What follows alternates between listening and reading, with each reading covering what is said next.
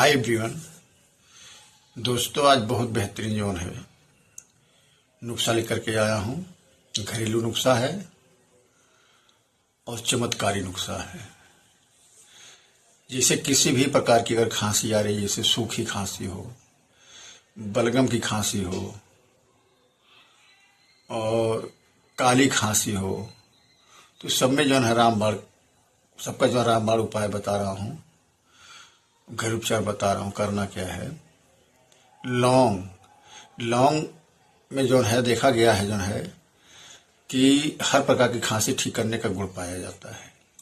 तो आप क्या करिए, लौंग को 2 लौंग लीजिए, उसके आगे में जो है थोड़ा सा भुलभुला दीजिए। भुलभुला करके चूसे, मुंह में डाल करके चूसेंगे तो उसमें आपको जो खांसी आने की समस्या है उसे छुटकारा मिल जाएगा। चाहे काली खांसी, चाहे